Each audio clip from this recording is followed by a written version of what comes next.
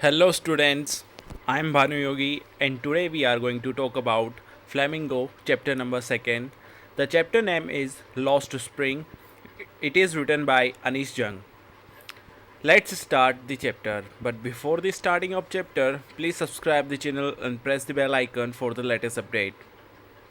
Now we are going to start chapter 2 Lost to Spring Stories of Stolen Childhood.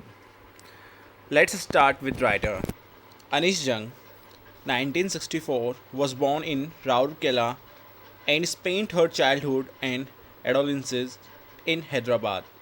Anees जंग का जन्म राउरकेला में हुआ था और उन्होंने अपना बचपन और किशोर अवस्था हैदराबाद में बिताई। She received her education in Hyderabad and in the United state of America और उन्होंने अपनी जो एजुकेशन शिक्षा थी वो हैदराबाद में और अमेरिका में प्राप्त की थी, यानी वहीं से उन्होंने कंप्लीट की थी। Her parents were both writers, उनके माता पिता दोनों ही राइटर्स थे। Anees Jung began her career as a writer in India और अनीश जंग ने अपने करियर की शुरुआत राइटर के रूप में भारत से की थी। She has been an editor and columnist for major newspaper in India and abroad और वो एडिटर और कॉलमनिस्ट बड़े बड़े न्यूज़पेपर्स के लिए उन्होंने एडिटर और कॉलमनिस्ट की भूमिका प्ले करी थी इंडिया में और विदेशों में। And has authored several books और कई बुक्स उन्होंने लिखी थी।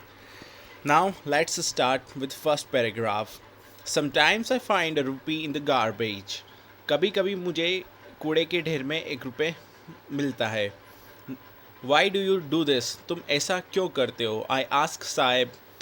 यहाँ पर मैंने साहिब से पूछा, यानी जो हमारी राइटर हैं अनीश जंग, उन्होंने साहिब से पूछा कि तुम ऐसा क्यों करते हो। Whom I encounter every morning scrounging for gold in the garbage dumps of my neighbourhood. अब अब साहिब की मुलाकात, अनीश जंग की मुलाकात साहिब से सुबह उनके पड़ोस के कचरे के ढेर में सोने की खोज, यानी सोना, यहाँ पर सोने को सिग्निफाई किया है रुपए से। जब वो साहेब रुपए ढूंढने के लिए कचरे के ढेर में जाता था तब वो अनीश जंग उससे सुबह मिला करती थी। Saheb left his home long ago. लंबे समय पहले ही साहेब अपना घर छोड़ चुका था।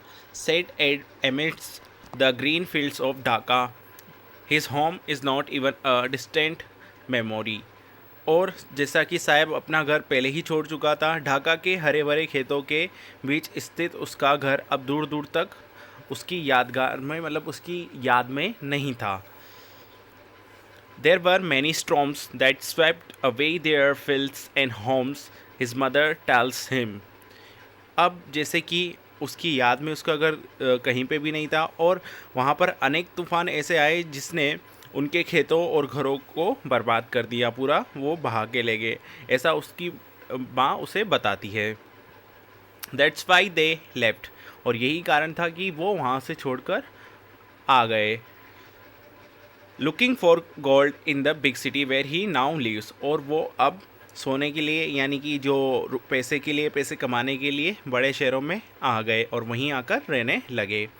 आई have nothing else to do, मेरे पास करने के लिए कुछ भी नहीं है, वो ही मटर्स, वो देखते हुए बड़बड़ाता है, यानी जो साहब है वो बड़बड़ाता है कि उसके पास करने के लिए कुछ भी नहीं है। लुकिंग अवे, देखते हुए।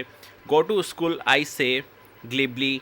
अब यहाँ पर अनीश जंग ने साहब से कहा कि तुम्हें स्कूल जाना चाहिए, थोड़ी विनम्रता से उन्होंने कहा कि तुम्हें स्कूल जाना चाहिए। Realising immediately how hollow the advice must sound, और तुरंत ही अनीश जंग ने महसूस किया कि जो उन्होंने ये एडवाइस सलाह उसको दी है कितनी खोखली है, यानी मतलब ओनली इसकी कोई कीमत नहीं थी। Now there is no school in my neighbourhood, और मेरे पड़ोस में कोई स्कूल भी नहीं है। When they build one I will go, जब वो एक बना देंगे तब मैं जाऊँगा, ऐसा साहिब ने कहा। If I start a school will you come, अगर मैं स्कूल की शुरुआत कर दूँ तो तुम आओगे, ऐसा अनीश जंग ने कहा। आई आस्क हाफ जोकिंग, थोड़ा मजाक करते हुए। Yes he says smiling broadly, और यहाँ पर साहिब ने थोड़ा मुस्कुराते हुए कहा हाँ। अ फ्यू डेज लेटर, कुछ दिनों बाद, I see him running up to me, मैंने देखा कि जो साहिब था वो दौड़कर आ रहा था। Is your school ready? क्या तुम्हारा स्कूल बन गया है?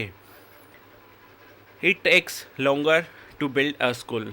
और एक स्कूल का निर्माण करने में बहुत ज़्यादा समय लगता है। आई से, मैंने कहा, एम्बेरेस्ड, थोड़ा शर्मिंदा होते हुए, eight having made a promise that was not mean, और उससे ऐसा वादा किया था जिसका शायद कोई मतलब नहीं था।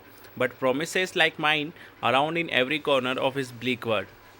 लेकिन जैसे कि जो भी वादा एनिस जंग करती थी उसका कोई अर्थ नहीं होता था, और थोड़ा शर्मिंदा होते हुए उन्होंने ऐसा कहा। और पूरी दुनिया में उनके जो वादे जो वो करती हैं वो प्रत्येक कोने में फैले हुए, मतलब उनका जो प्रॉमिस होता है वो इतना वर्थ इट नहीं होता है। Next paragraph guys. After months of knowing him, अब कई महीनों तक जब उसको अच्छे से जान लिया अनीस जंग ने साहिब को, आई आस्क हिज नेम, मैंने उसका नाम पूछा, यानी अनीस जंग ने साहिब का, यानी जब उसका नाम पूछा था, साहिब ए आलम, ही अनाउंसर्स, उसने उसका नाम बताया था साहिब ए Alam. He does not know what it means, और वो शायद अपने नाम का मतलब नहीं जानता था। If he new it's meaning, अगर वो अपने नाम का मतलब जानता था, लॉर्ड्स ऑफ द यूनिवर्स, यानी उसके नाम का जो मतलब था वो लॉर्ड्स ऑफ यूनिवर्स, यानी जो संसार का भगवान, ऐसा। He would have a hard time believing it, शायद वो अपने नाम के इस मतलब पर विश्वास नहीं कर पाता। Unaware of what his name represent, और उसे ये पता नहीं था कि उसका नाम क्या रिप्रेजेंट करता है, क्या चीज़ प्रेजेंट करता है। He roams the street with his friends, वो अपने दोस्तों के साथ गली में घूमता था। An army of barefoot boys, और सारे लड़के नंगे पैर घूमते थे। Who appear like the morning birds and disappear at noon, जो कि जैसे सुबह बर्ड्स निकलती हैं, बहुत सारे पक्षी निकलते हैं, तो वो उनकी जैसे निकलती थी। आई मीन उनका जो ग्रुप था वो ऐसे ही निकलता था सभी बच्चों का, जैसे सुबह सुबह बर्ड्स निकलती हैं और दिन में जैसे वो बर्ड्स गायब हो जाती हैं वैसे ही वो बच्चे गायब हो जाते थे। Over the months I have come to recognise each of them, अब जैसा कि अनीस जंग बहुत महीनों तक वहाँ रोज़ आती थी, तो वो प्रत्येक बच्चों को पहचानने लगी, सबको वो जानने लगी। Why aren't you wearing chappals, I ask one, Anees Jung ने एक से पूछा कि तुम चप्पल क्यों नहीं पहनते हो। My mother did not bring them down from the shelf, he answers simply, और इसके बाद वहाँ पर उस बच्चे ने जो था उसने जवाब दिया कि उसकी जो माँ है उन्हें अलमारी से नीचे नहीं उतारती हैं, और वो आंसर देता है एकदम साधारण तरीके से। Next paragraph guys. Even if she did he will throw them off, और यदि उसकी माँ ने ऐसा किया तो वह उन जूतों को फेंक देता है। It's another who is wearing shoes that do not match, और ये टिप्पणी दूसरे लड़के ने, यानी ये जो बात बोली ये दूसरे लड़के ने बोली जो कि अनपेयर, यानी जो पेयर वाले शूज़ नहीं पहना था, यानी उसके दोनों डिफरेंट टाइप के शूज़ थे। Now I want shoes says a third boy, अब तीसरे लड़के ने कहा कि उसे शूज़ चाहिए, जूते चाहिए। Who has never own a pair of all his life, जिसने अपनी पूरी ज़िंदगी में कभी एक जोड़ी जूते नहीं पहने थे, या उसके पास एक जोड़ी जूते नहीं थे। Travelling across the country I have seen children walking barefoot, जब मैंने देश के अलग अलग हिस्सों में ट्रैवल किया, यात्रा की, यानी अनीस जंग ने, तो उन्होंने देखा कि बहुत सारे बच्चे नंगे पैर ही घूमते थे शहरों में, ऑन विलेज रोड्स, गांव के सड़कों पर। It is not lack of money, ये पैसे की कमी के कारण नहीं था, but a tradition to stay barefoot is one explanation, ये पैसे की कमी के कारण नहीं था, लेकिन ये नंगे पैर रहने की एक प्रथा है। I wonder if this is only an excuse to explain away a perpetual state of poverty, अब यहाँ पर अनीस जंग को हैरानी होती है, क्या ये गरीबी की एक दशा को व्याख्या करने की, यानी कि जो गरीबी की दशा है उसको एक्सप्लेन करने की, या उसको प्रदर्शित करने का एकमात्र बहाना था। Now guys, next paragraph. I remember a story a man from Udupi once told me, मुझे उडुपी के एक आदमी ने जो कहानी बताई थी वो मुझे पता थी, यानी अनीश जंग को जो एक आदमी जो कि उडुपी का था उसने एक कहानी बताई थी। As a young boy he would go to school past an old temple, कि जब वो आदमी एक लड़का छोटा लड़का होता था तब वो एक मंदिर जहाँ उसके जो पिताजी थे वो काम करते थे और वो उस मंदिर से होकर अपने स्कूल की तरफ जाता था। ही वो stop briefly at the temple and pray for pair of shoes, और वो वहाँ मंदिर में रुककर भगवान से एक जोड़ी जूते के लिए प्रार्थना करता था। 30 years लेटर, 30 साल बाद, I visited his town and the temple, और वापस से यहाँ पर अनीश जंग वापस से उस कस्बे में जाती है, उस मंदिर में जाती है, which was now drawn in an air of desolation. अब वापस से जो अनीस जंग होती है वो वापस से उस जगह पे, सेम जगह पे वो जाती हैं। अब 30 सालों बाद जब उन्होंने वो कस्बा और वो मंदिर की यात्रा करी तो जो भी सारी चीज़ें थी वो एकदम से गायब हो चुकी थी। Now in the back yard where lived the new priest, और वहीं पीछे एक नया पुजारी रहता था। There were red and white plastic chair, और वहाँ पर लाल और सफ़ेद प्लास्टिक की कुर्सियाँ थी। अ young boy dressed in a grey uniform, एक छोटा लड़का जिसने स्लेटी यानी जो ग्रे कलर की यूनिफॉर्म थी वो पहनी हुई थी। वियरिंग सॉक्स एंड शूज़, और उसने मोजे और जूते दोनों पहने हुए थे। Arrived painting and through his school bag on a folding bed, और वो हाँफता हुआ आता है और अपना जो स्कूल बैग है वो फोल्डिंग बैग पे फेंक देता है। लुकिंग एट बॉय, और लड़के की तरफ देखते हुए, आई रिमेंबर्ड, जो अनीश जंग थी उनको याद आया the prayer of another boy, उस दूसरे लड़के की प्रार्थना जो कि उसने जब वो स्कूल जाता था तब मंदिर पर भगवान से करता था। And she remembered the prayer of another boy had made to the goddess, जब वो भगवान से वो प्रार्थना करता था। When he had finally got a pair of shoes, अब उसे जो एक जोड़ी जूते हैं वो अंत में उसे एक जोड़ी जूते मिल ही गए थे। But many let me never lose them, अब वो उनको नहीं खोना चाहता था। The goddess had granted his prayer, अब जो भगवान थे उन्होंने उसकी प्रार्थना को स्वीकार कर ही लिया था। Young boys like the son of the priest now war shoes, अब जो पुजारी का जो जो लड़का था छोटा, वो अब जूते पहने हुआ था। यानी कि जो प्रेयर की थी पहले वो अब जाके उसके बेटे की प्रेयर पूरी हुई कि अब वो शूज़ पहन सकता था। Now but many others like rag pickers in my neighbourhood remain shoeless, लेकिन जो बहुत सारे जो पड़ोस में जो रेक पिकर्स यानी पॉलीथीन पिक करने वाले, जो गार्बेज को गैदर करने वाले, कलेक्ट करने वाले होते हैं, वो अभी भी उनके पास शूज़ नहीं है, वन पेयर ऑफ शूज़ नहीं है, यानी एक जोड़ी भी उनके पास जूते नहीं है। Okay guys, next paragraph. My acquaintance with the bare foot rag pickers leads me to Seemapuri, अब नंगे पेट चलने वाले यानी जो कचरा कलेक्ट करने वाले, अब वो उनके मित्रता से, मतलब उनके जो देख रेख इन सारी चीज़ों से वो अब सीमापुरी जाकर पहुंची। A place on the periphery of Delhi yet miles away from it, और जो ये जगह थी और वो इस जगह पर रहते थे जो कि काफ़ी दूर थी, दिल्ली से काफ़ी दूर थी। Metaphorically those who live here are squatters who came from Bangladesh back in 1971, अब ये जगह बहुत दूर थी, जो यहाँ रहते थे बिना अधिकार के सार्वजनिक भूमि पर कब्जा करने वाले, जो 1971 में बांग्लादेश से वापस आए थे। Sahib's family is among them, और साहिब का परिवार उनमें से एक था। Seemapuri was then a wilderness, और जो सीमापुरी एक जंगली इलाका था। It still is but it is no longer empty, लेकिन अब वो जंगली इलाका नहीं था, यानी अब वो ज़्यादा खाली नहीं था। अब वहाँ पर इन structure of mud with roofs of tin and tarpaulin, devoid of sewage, drainage और running water live 10,000 rag pickers. अब वो जो जगह थी वो ज़्यादा खाली जगह नहीं थी, क्योंकि वहाँ पर कच्चे मकानों में जिनकी छतें टिन या जो टर्पोलिन की बनी हुई थी, और गंदे स्थानों जहाँ पर नाले, बहता पानी, उसके वहाँ पर 10,000 यानी 10,000 कचरा इकट्ठा करने वाले लोग वहाँ पर रहते थे। कहाँ पर? सीमापुरी पर वो 10,000 रेक पिकर्स रहते थे।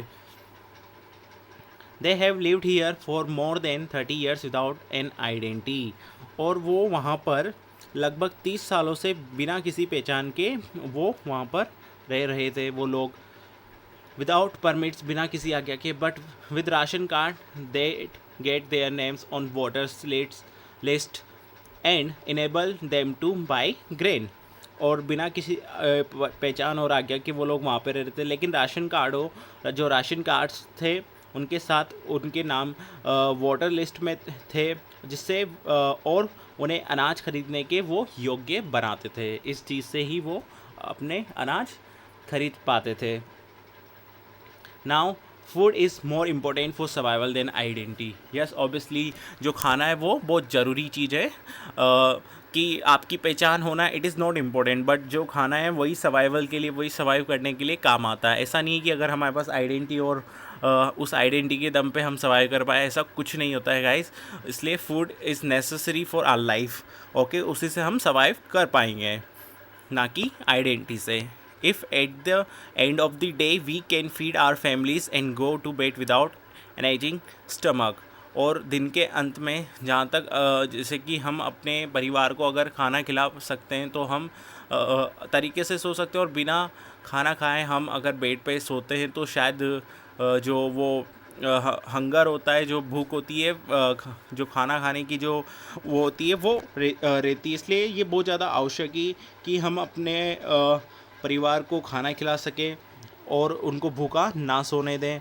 अगर वो भूखे सोएंगे तो शायद वो स्ट्रेंथ, वो पावर उनमें नहीं होगी, और शायद उनका स्टमक पेन करे। तो ये सारी चीज़ें हो सकती है, इसलिए फूड बहुत ज़्यादा नेसेसरी है सर्वाइविंग के लिए guys. And next, now we would rather live here than in the fields that gave us no grain. और यहाँ पर हम उन खेतों की बजाय जो हमें अन्न नहीं देते, अब वो कहाँ पर रहते थे? ऐसे खेतों में नहीं रहना चाहते थे जो उन्हें अन्न यानी जो कि अनाज ये सारी चीज़ें नहीं देते हैं। से a group of women in tattered saris when I asked them why they left their beautiful land of green fields and rivers। अब यहाँ पर जो फटी पुरानी साड़ियाँ जो पहने हुई स्त्रियों का यानी औरतों का जो एक समूह था, जब उनसे अनीस जंग उनसे पूछती है कि उन्होंने अपने हरे भरे खेतों की सुंदर धरती और नदियाँ क्यों छोड़ दी, तब वो जवाब देती हैं, wherever they find food they pitch their tents and become transit home।